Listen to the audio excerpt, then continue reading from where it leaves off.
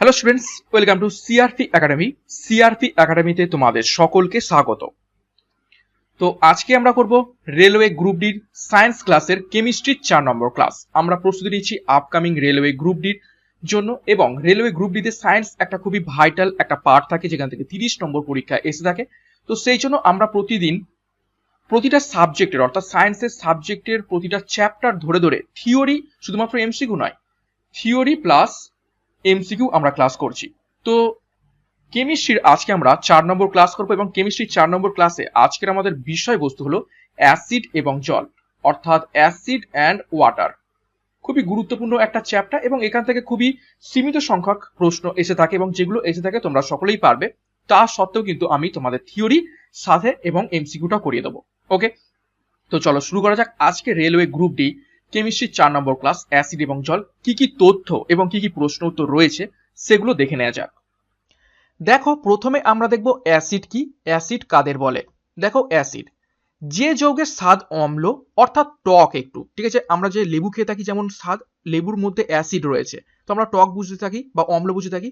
তো যে যৌগের স্বাদ অম্ল, যার মধ্যে ধাতু বা ধাতুধর্মী মূলক দ্বারা প্রতিস্থাপনযোগ্য এক বা একাধিক হাইড্রোজেন পরমাণু বর্তমান থাকে, এবং যে যৌগ ক্ষারকের সঙ্গে বিক্রিয়া করে লবণ এবং জল উৎপন্ন করে, তাকে অ্যাসিড বলে। অর্থাৎ অ্যাসিড আমরা কি বলবো, স্বাদে টক বা অম্ল, যার মধ্যে অনেক হাইড্রোজেন থাকতে পারে বা একটা হাইড্রোজেন থাকতে পারে, সেই হাইড্রোজেনকে অন্য কোনো ধাতু এসে প্রতিস্থাপিত করতে পারে, অর্থাৎ হাইড্রোজেনটাকে তার মধ্যে থেকে বের করে সেই ধাতুটা ঢুকে যেতে পারে।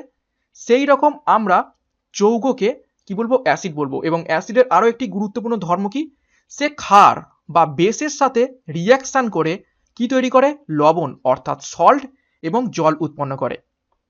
ওকে, যেমন একটা উদাহরণ দেখো, HCl। HCl হলো একটা অ্যাসিড, যেটা হলো hydrochloric acid, plus NaOH sodium hydroxide, এটা হলো একটা ক্ষার বা বেস। এই দুটো রিয়াকশন করে দেখো, এখানে অ্যাসিডের কি রয়েছে, হাইড্রোজেন রয়েছে, এবং এখানে মেটাল রয়েছে, সোডিয়াম হলো একটা মেটাল। এ কি করবে, এখানে আঘাত করবে, করে হাইড্রোজেনটাকে বের করে দেবে, দিয়ে এখানে হয়ে যাবে NaCl প্লাস এই হাইড্রোজেনটা একবার কোথায় চলে যাবে, এখান থেকে Na চলে এসেছে, তার মানে এই হাইড্রোজেনটা চলে যাবে এইখানে, তো হয়ে যাবে H2O। দেখো, এখানে অলরেডি একটা H ছিল এবং এখানে থেকে একটা H আসছে, তার মানে দুটো HO। তার মানে কি তৈরি করলো, NaCl, আমাদের খাবার টেবিলে যে নুন খেয়ে থাকি, সোডিয়াম ক্লোরাইড, সেই লবণটা তৈরি করলো। দেখো, লবণ তৈরি করলো এবং H2O জল উৎপন্ন করলো। এই হলো অ্যাসিডের বৈশিষ্ট্য, যেখানে একটা হাইড্রোজেন রয়েছে, এবং হাইড্রোক্লোরিকের টেস্ট কোনোদিন কেউ করতে যাবে না, কেননা এর পিএইচ লেভেল কিন্তু 1, জিভে পড়লে জিভ পুড়ে যাবে। নেক্সট দেখো, আরো একটি গুরুত্বপূর্ণ ধর্ম অ্যাসিডের, সেটা হলো নীল লিটমাস পেপার অ্যাসিডের সংস্পর্শে আসলে লাল হয়ে যায়। অর্থাৎ একটা বিকার বা কোনো একটা পাত্রে একটা বর্ণহীন লিকুইড রয়েছে। তো বর্ণহীন লিকুইড কিন্তু অনেক রকম হতে পারে, গ্লিসারিন হতে পারে, অ্যাসিড হতে পারে, ক্ষার হতে পারে, জল হতে পারে। বর্ণহীন লিকুইড যা যে কিছু হতে পারে, অ্যালকোহল হতে পারে। তো সেটা অ্যাসিড কি না আমরা কি করে বুঝবো, তো একটা পেপার রয়েছে, সেটা হচ্ছে লিটমাস পেপার। তো নীল রঙের লিটমাস পেপার যদি আমরা এর মধ্যে ঢোকাই, তো সেটা যদি লাল রঙে পরিবর্তিত হয়ে যায়, তাহলে বুঝবো এই বিকারের মধ্যে যে উপাদানটা রয়েছে সেটা অ্যাসিড। এবং কিছু গুরুত্বপূর্ণ অ্যাসিডের উদাহরণ দেখো, সালফিউরিক অ্যাসিড, নাইট্রিক অ্যাসিড এবং হাইড্রোক্লোরিক অ্যাসিড। তিনটে এই গুরুত্বপূর্ণ অ্যাসিড রয়েছে, এইগুলোর ব্যাপারে আমরা একটু পরেই পড়ব। তো আশা করি অ্যাসিড কি বুঝতে পারলাম। নেক্সট দেখো, ক্ষার বা বেস। এই যে NaOH দেখলাম, NaOH, এর ব্যাপারে এবার দেখব যে ক্ষার আমরা কাকে বলবো। জাস্ট অ্যাসিডের উল্টো, দেখো এখানে OH ছিল, OH, তো এখানে OH পাবো। দেখো, যেসব যৌগ অ্যাসিডের সঙ্গে বিক্রিয়া করে, দেখো এখানে HCl এর সাথে বিক্রিয়া করেছিল, তার মানে অ্যাসিডের সাথে এটা বিক্রিয়া করেছে। তো যেসব যৌগ অ্যাসিডের সঙ্গে বিক্রিয়া করে লবণ ও জল উৎপন্ন করে, তাদেরকে ক্ষারক বলে। ধাতু বা ধাতুধর্মী মূলকের অক্সাইড বা হাইড্রক্সাইডকে সাধারণত ক্ষার বলে। দেখো, NaOH যেমন এটা ধাতু এবং তার অক্সাইড, ঠিক আছে, OH বা হাইড্রক্সাইড, এইরকমকে আমরা বলে থাকি ক্ষারক। যেমন সোডিয়াম হাইড্রক্সাইড, একটা H রয়েছে এবং O রয়েছে, তার মানে hydroxide. Potassium hydroxide KOH, calcium hydroxide CaOH2, ammonium hydroxide NH4OH। তো খুবই গুরুত্বপূর্ণ তথ্য এখান থেকে জানলাম ক্ষারকের ব্যাপারে। নেক্সট আমরা দেখব লবণ। সল্ট কি? দেখো, অ্যাসিডের প্রতিস্থাপনীয় হাইড্রোজেন পরমাণু ধাতু বা অপর কোনো ধাতু ধর্মী মূলক দ্বারা আংশিক বা সম্পূর্ণভাবে প্রতিস্থাপিত হয়ে যে যৌগ উৎপন্ন করে তাকে লবণ বলে। যেমনটা আমরা HCl প্লাস NaOH দেখলাম, ধাতু দিয়ে আঘাত করে হাইড্রোজেন প্রতিস্থাপিত হয়ে হাইড্রোজেনটা এখানে যুক্ত হলো, তার ফলে এই যে ধাতুটা এসে এইখানে যার সাথে যুক্ত হচ্ছে কি তৈরি হচ্ছে? NaCl। তো এই NaClটাকে আমরা কি বলি? লবণ, যেটা সোডিয়াম ক্লোরাইড আমরা খাবার টেবিলে খেয়ে থাকি। লবণের কিছু উদাহরণ দেখো, magnesium sulphate MgSO4, sodium chloride যেটা আমরা টেবিলে খেয়ে থাকি table salt NaCl, zinc sulphate ZnSO4 এবং অ্যামোনিয়াম ক্লোরাইড NH4Cl। ওকে, নেক্সট আমরা অ্যাসিডের বৈশিষ্ট্য দেখব, অর্থাৎ অ্যাসিডের কি কি ধর্ম রয়েছে, কি কি বৈশিষ্ট্য রয়েছে সেগুলো দেখব। দেখো, অ্যাসিড জলীয় দ্রবণে হাইড্রোজেন আয়ন উৎপন্ন করে। এই আয়নের জন্যই অ্যাসিডের ধর্ম প্রকাশ পায়। অর্থাৎ HCl কে যদি আমরা জলে মেশাই তাহলে কিভাবে ভেঙে যাবে? H প্লাস এবং Cl মাইনাসে ভেঙে যাবে। এরপরেই কিন্তু যেহেতু যখনই আমরা NaOH মেশাবো তখন Na এই Cl এর সাথে যুক্ত হয়ে যাবে এবং OH-টা H এর সাথে যুক্ত হয়ে জল তৈরি করবে। তো অ্যাসিডে জলীয় দ্রবণে H প্লাস আয়ন উৎপন্ন করে। অ্যাসিডের স্বাদ অম্ল বা টক। অ্যাসিডের জলীয় দ্রবণ নীল লিটমাসকে লাল করে। VVI পয়েন্ট, এই পয়েন্টটা থেকে পরীক্ষায় প্রশ্ন আসে যে অ্যাসিডকে মধ্যে যদি আমরা লিটমাস পেপার ঢোকাই তাহলে সেটা নীল বর্ণ থেকে কিসে পরিণত হবে? লাল বর্ণে পরিণত হবে। নেক্সট, অ্যাসিড ধাতব অক্সাইড বা হাইড্রক্সাইড ক্ষারের সাথে বিক্রিয়া করে লবণ এবং জল উৎপন্ন করে, যেটা আমরা একটু আগেই উদাহরণের মাধ্যমে দেখলাম। নেক্সট দেখো, হাইড্রোক্লোরিক অ্যাসিড, যেটার সংকেত হলো HCl। খুবই গুরুত্বপূর্ণ এই অ্যাসিড, এর ব্যাপারে আমরা একটু দেখব। দেখো, হাইড্রোক্লোরিক অ্যাসিড বা মিউরিয়েটিক অ্যাসিড, তার মানে এখান থেকে একটা গুরুত্বপূর্ণ তথ্য জানলাম যে হাইড্রোক্লোরিক অ্যাসিডের অপর নাম কি? সেটা হলো মিউরিয়েটিক অ্যাসিড। এটা হলো এক প্রকার অজৈব অম্ল যা রাসায়নিক সংকেত হলো HCl। নেক্সট, এটি জলীয় দ্রবণে জলে সম্পূর্ণরূপে আয়নিত থাকে এবং H প্লাস প্লাস Cl মাইনাসে ভেঙে থাকে। এটি বর্ণহীন, স্বচ্ছ এবং অত্যন্ত তীব্র কটু গন্ধ সম্পন্ন। এটি অত্যন্ত ক্ষয়কারী শক্তিশালী খনিজ অম্ল, অর্থাৎ এর পিএইচ কিন্তু কত? 1 পিএইচ। যে সমস্ত অ্যাসিডের যত পিএইচ কম হবে তত কিন্তু শক্তিশালী অ্যাসিড হয়ে থাকে এবং যত 7-এর দিকে অগ্রসর হবে তত তার অ্যাসিডিটি কমতে শুরু করে। তো এর পিএইচ 1 হাইড্রোক্লোরিক অ্যাসিডের, হাতে পড়লে হাত পুড়ে যাবে। তো এই জন্য খুবই ক্ষয়কারী এবং শক্তিশালী। অনেক শিল্পে এর ব্যবহার রয়েছে। দেখো, প্রস্তুত প্রণালী কিভাবে আমরা হাইড্রোক্লোরিক অ্যাসিড বানিয়ে থাকি। সাধারণত হাইড্রোজেন ক্লোরাইড গ্যাস দ্রবীভূত করে হাইড্রোক্লোরিক অ্যাসিড প্রস্তুত করা হয়। শিল্পক্ষেত্রে হাইড্রোক্লোরিক অ্যাসিড তৈরির অনেকগুলো পদ্ধতি রয়েছে। অতি ঘন হাইড্রোক্লোরিক অ্যাসিড ধূমায়মান।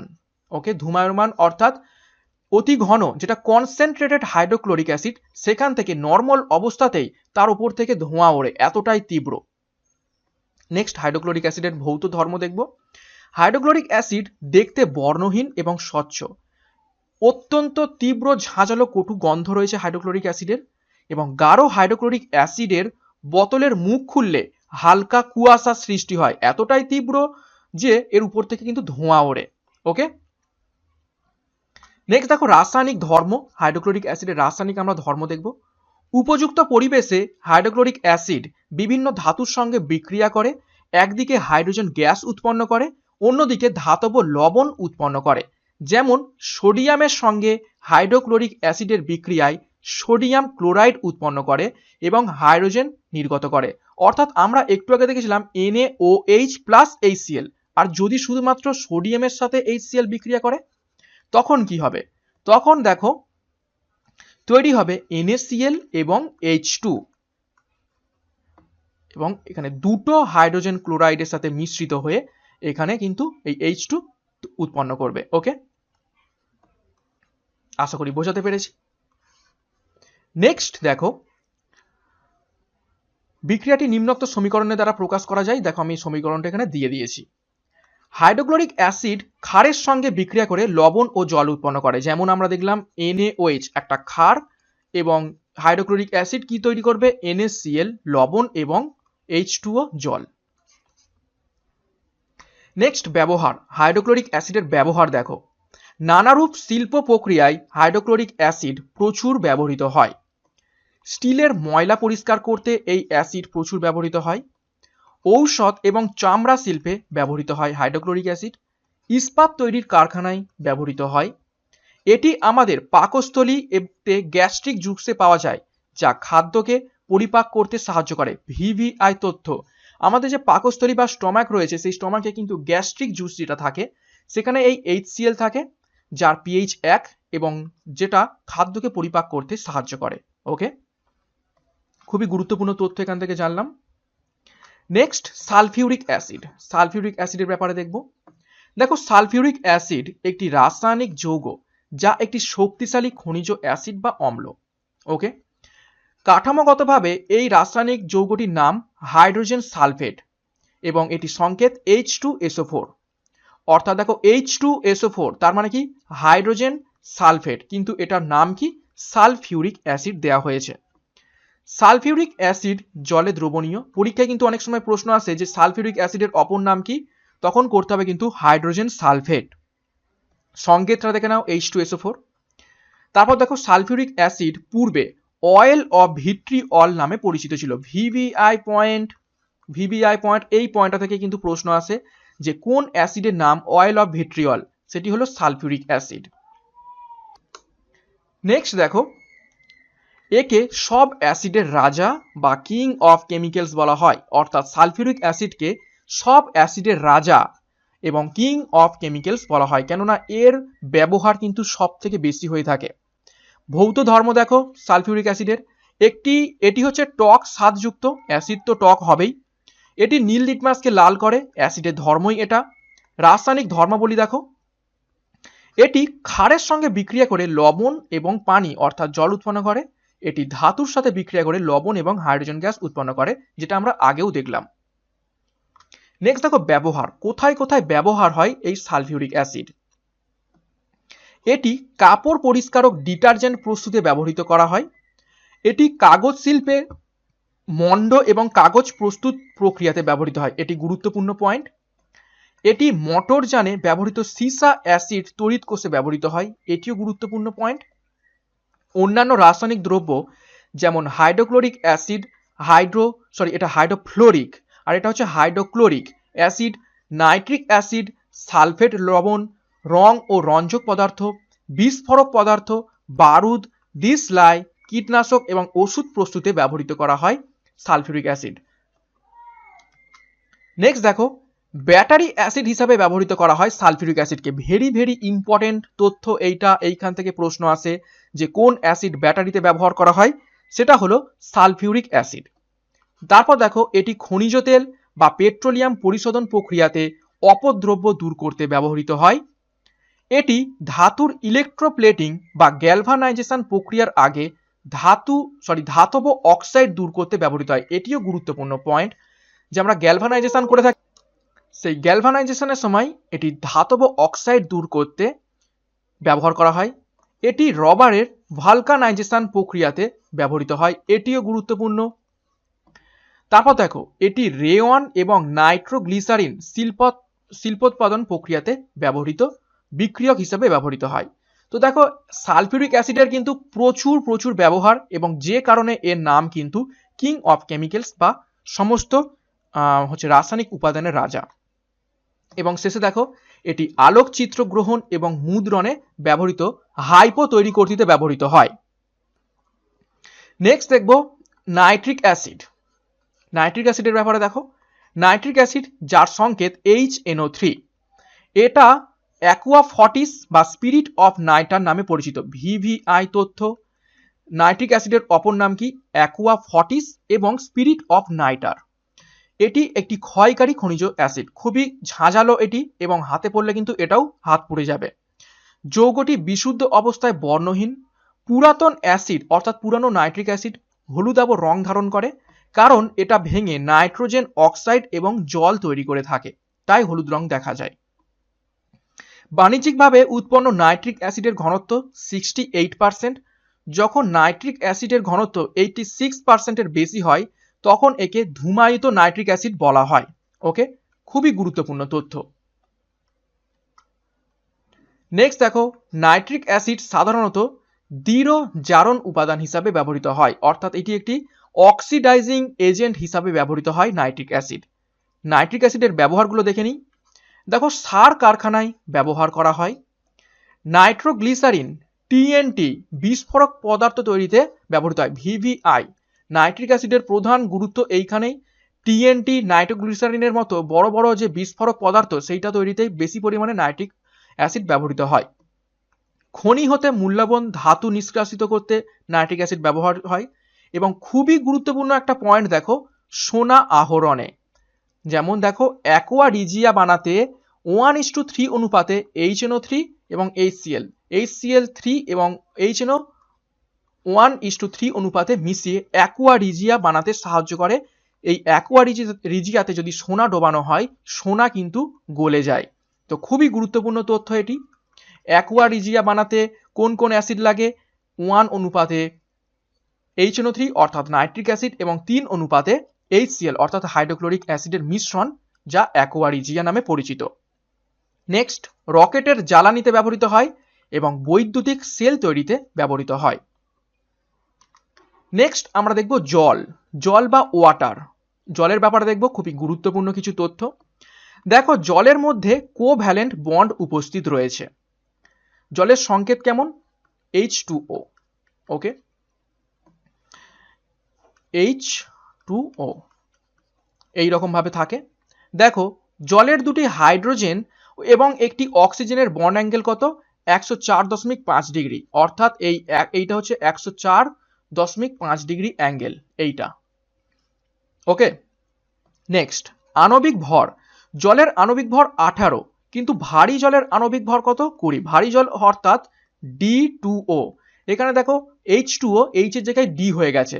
হাইড্রোজেনের 3টে কিন্তু আইসোটোপ রয়েছে, একটা হাইড্রোজেন নর্মাল H1, একটা H12 এবং H13। এই H13 এটাই হচ্ছে D, অর্থাৎ ডিউটোরিয়াম। ওকে, তো এটা হচ্ছে D2O। তারপর দেখো, জলে দ্রবীভূত অক্সিজেনের মাত্রা, অর্থাৎ কোনো একটা জলে অক্সিজেন কত থাকা প্রয়োজন, তার মাত্রা হলো 4 থেকে 6 মিলিগ্রাম পার লিটার। খুবই গুরুত্বপূর্ণ, পরীক্ষায় আসে এই প্রশ্নটি।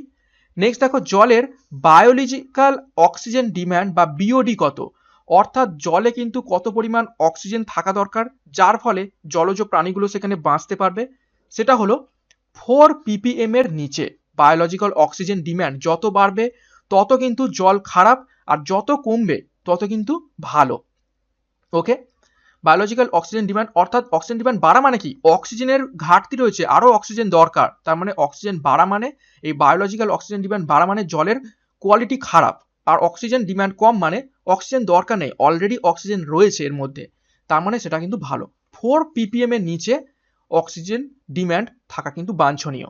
এবং জলে আর্সেনিকের মাত্রা কত থাকা প্রয়োজন, বা প্রয়োজন মানে এর নিচে থাকলে আর্সেনিক ভালো, কিন্তু এর উপরে থাকলে আর্সেনিক ঘটিত জল।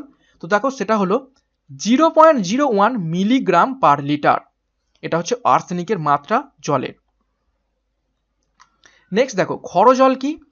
ক্ষরজল হলো যে জল সাবানের ফেনা উৎপন্ন করতে পারে না তাদের ক্ষরজল বলে। যেমন বৃষ্টির জলে সাবান দিয়ে ঘষলেও খুব একটা ফেনা উৎপন্ন হয় না, এটাকে বলা হয় ক্ষরজল। এর মধ্যে calcium bicarbonate, magnesium sulphate, calcium chloride থাকে, যে কারণে এটি ফেনা উৎপন্ন করতে পারে না। দেখো, জলের ক্ষরতা, এই যে ক্ষরজলকে আমরা নর্মাল ওয়াটারে কিভাবে পরিণত করব, অর্থাৎ ফেনা উৎপন্ন কিভাবে করতে পারবো।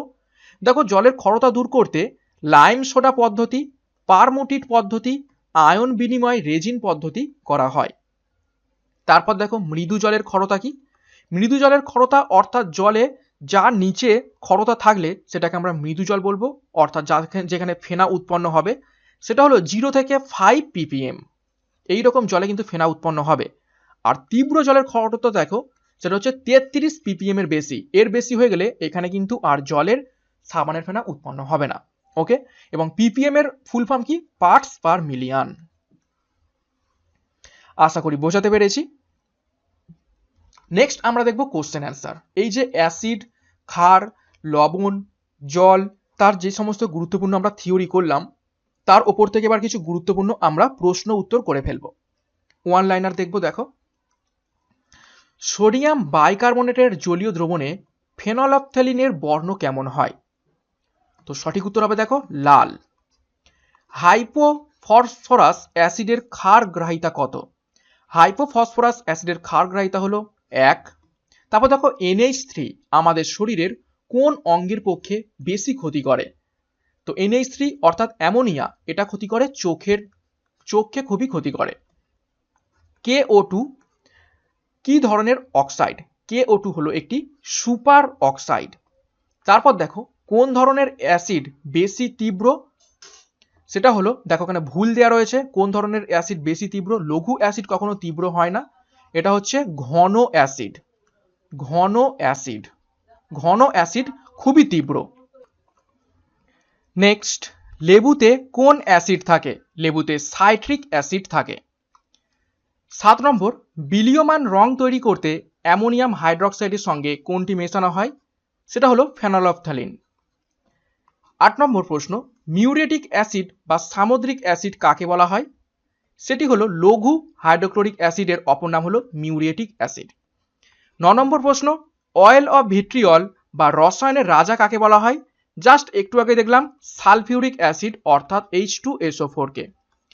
অ্যাকুয়া ফর্টিস বা শক্তিশালী জল কাকে বলা হয়? সেটা হলো নাইট্রিক অ্যাসিডকে। এই তিনটে পয়েন্ট বা তিনটে প্রশ্ন 8, 9, 10 খুবই খুবই গুরুত্বপূর্ণ। 11 নম্বর প্রশ্ন, ওলিয়াম বা ধূমায়মান সালফিউরিক অ্যাসিড কাকে বলে? সেটি হলো পাইরোসালফিউরিক অ্যাসিডকে ওলিয়াম বা ধূমায়মান সালফিউরিক অ্যাসিড বলা হয়। 12 নম্বর প্রশ্ন, তীব্র জলশোষক অ্যাসিড কোনটি? সেটা হলো গাঢ় সালফিউরিক অ্যাসিড হলো তীব্র জলশোষক অ্যাসিড। 13 নম্বরটা মিসিং গেছে। 14 নম্বর দেখো, রসায়নের রাজা কোন পদার্থকে বলা হয়ে থাকে? সেটি হলো H2SO4 অর্থাৎ সালফিউরিক অ্যাসিডকে বলা হয়ে থাকে। 15 নম্বর প্রশ্ন, HCl অর্থাৎ হাইড্রোক্লোরিক অ্যাসিড প্রথম তৈরি করেন কোন বিজ্ঞানী? বিজ্ঞানী প্রিস্টলি। 16 নম্বর, প্রশম দ্রবণে মিথাইল অরেঞ্জের বর্ণ কেমন হয়? প্রশম দ্রবণে মিথাইল অরেঞ্জের বর্ণ হয় কমলা। 17 নম্বর প্রশ্ন, চিলি সলপিটারের সংকেত কি? সংকেত হলো NaNO3, এটি হলো চিলি সলপিটার। 18, সিরাপ ও ঔষধ তৈরি করতে কোন অ্যাসিড ব্যবহৃত হয়? তো সঠিক উত্তর হবে হাইড্রোক্লোরিক অ্যাসিড ব্যবহৃত হয়। 19, চিলি সলপিটার কোন মহাদেশে সবচেয়ে বেশি পাওয়া যায়? তো চিলি সলপিটার দক্ষিণ আমেরিকাতে সব থেকে বেশি পাওয়া যায়। 20 নম্বর প্রশ্ন, সামুদ্রিক অ্যাসিড বা মিউরেটিক অ্যাসিড কাকে বলা হয়? সেটা হলো হাইড্রোক্লোরিক অ্যাসিড বা HCl। কোনটি জল শোষণ করতে পারে? সেটি হলো H2SO4। 22 নম্বর প্রশ্ন, হীরাকোষের সংকেত কি? হীরাকোষের সংকেত হলো FeSO4। 23 নম্বর প্রশ্ন, অ্যাসিড বৃষ্টিতে কোন কোন অ্যাসিড থাকে? সেটা হলো সালফিউরিক অ্যাসিড, নাইট্রিক অ্যাসিড এবং কার্বলিক অ্যাসিড। এই তিন ধরনের অ্যাসিড বৃষ্টিতে থাকে। 24 নম্বর প্রশ্ন, স্বর্ণকারেরা কোন অ্যাসিড মিশ্রণ ব্যবহার করে? সেটা হলো অ্যাকুয়া রিজিয়া, যেখানে HNO3 অর্থাৎ নাইট্রিক অ্যাসিড 1 অনুপাতে এবং 3 অনুপাতে HCl মেশানো হয়ে থাকে। 25 নম্বর প্রশ্ন, অ্যাকুয়া রিজিয়া বা অম্লরাজ কি? সেটা হলো 3 আয়তন গাঢ় হাইড্রোক্লোরিক অ্যাসিড এবং 1 আয়তন নাইট্রিক অ্যাসিডের মিশ্রণ। 26 নম্বর প্রশ্ন দেখো, মার্বেল পাথরের ইমারত কোন অ্যাসিডের সংস্পর্শে ক্ষতিগ্রস্ত হয়? তো সঠিক উত্তর হবে সালফিউরিক অ্যাসিড। যেমন তাজমহল সালফিউরিক অ্যাসিডের সংস্পর্শে এসে ক্ষয়প্রাপ্ত হচ্ছে। 27 নম্বর প্রশ্ন, কোন অ্যাসিডের সংস্পর্শে চিনি কালো হয়ে যায়? সেটাও সালফিউরিক অ্যাসিড। এবং আজকের ক্লাসের শেষ প্রশ্ন 28 নম্বর প্রশ্ন দেখো, অ্যাসিডে লিটমাস পেপার ডোবালে কি পরিবর্তন হয়? তো অ্যাসিডের লিটমাস পেপার ডোবালে আমরা একটু আগে দেখেছি নীল বর্ণ থেকে লাল হয়ে যায়। তো এই ছিল আজকের কেমিস্ট্রি 4 নম্বর ক্লাস, যেখান থেকে আমরা সম্পূর্ণ অ্যাসিড এবং ওয়াটার তার ব্যাপারে সম্পূর্ণ থিওরি করে নিলাম, বিভিন্ন পিএইচ স্কেল কত ছিল, কার কত পিএইচ, সমস্ত কিছু ডিটেলসে দেখলাম এবং তার উপর থেকে 28টা গুরুত্বপূর্ণ ওয়ান লাইনার প্রশ্ন উত্তর দেখে ফেললাম। এমসিকিউ করতে পারতাম, কিন্তু ওয়ান লাইনারটা করলে খুব তাড়াতাড়ি এবং খুব বোঝার আমাদের সুবিধা হতো, সেই জন্য আমি এই ক্লাসে কিন্তু এমসিকিউ রেখেছি, সরি ওয়ান লাইনার রেখেছি। তো যাই হোক, এইভাবে কিন্তু প্রতিদিন আমরা প্রতিটা সাবজেক্টের প্রতিটা চ্যাপ্টার ধরে ধরে যদি আমরা সায়েন্সের ক্লাসগুলো করতে থাকি, আশা করছি তোমাদের রেলওয়ে গ্রুপ ডি যে সায়েন্স পার্টটা রয়েছে সেখান থেকে কিন্তু অনেক অনেক তোমরা হেল্প পাবে। তো আজকের মতো ক্লাসটা এখানে শেষ করছি। নেক্সট দিন আরো একটা গুরুত্বপূর্ণ সাবজেক্টের গুরুত্বপূর্ণ চ্যাপ্টার নিয়ে আমি কিন্তু হাজির হয়ে পড়বো। তো ততক্ষণের জন্য এখানেই শেষ করলাম। বাই।